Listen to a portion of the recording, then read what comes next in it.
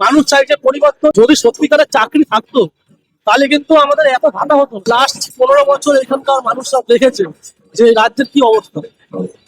সবাই খেয়াল করলে দেখতে পারবে, যখন ভোট আসে তখনই কিন্তু এই রাস্তা মেরামত, রাস্তা ঘোরাঘুরি, আজকে সাধারণ মানুষ যানজট এত সমস্যার মধ্যে পড়েছে। এই কিন্তু আমাদের মাননীয় কারণে যে ভোট মুখী হলে এরা নানা রকম প্রকল্প, নানা রকম ভাওতা, নানা রকম সিস্টেম এরা দেখেই যাচ্ছে। এরা চাকরি বলে কিছু নেই পশ্চিমবাংলায়। যদি সত্যিকারের চাকরি থাকতো তাহলে কিন্তু আমাদের এত ভালো হতো। প্রায় 6 lakh form already fill up হয়ে গেছে। তাহলে এই থেকে বলে যুবক যুবতীরা যে চাকরি হারা, চাকরি হারা হয়ে তারা বসে আছে। তারা 1,500 টাকার জন্য তারা যাচ্ছে কি করতে না, প্রবলেম করতে, 1,500 টাকা ভাতা পাবে।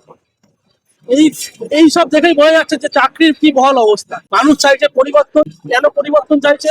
মানুষ চায় নিজের সন্তানরা বেশ ভালো একটা স্কুলে পড়ুক। আজকে দিনের পর দিন স্কুল কলেজ সব বন্ধ হয়ে যাচ্ছে। এক একটা দোকান, একটা রাস্তা রাস্তা আপনারা গেলে দেখতে পারবেন। আপনারা যে কোনো দোকানে যান বা চায়ের আড্ডায় যান বা চায়ের দোকানে যান, বা পথ চলতি মানুষকে আপনারা যদি জিজ্ঞেস করে থাকেন যে এইবার আপনারা কি চান, তারা কিন্তু নিজেরাই বলবে যে এবার আমরা পরিবর্তন চাই।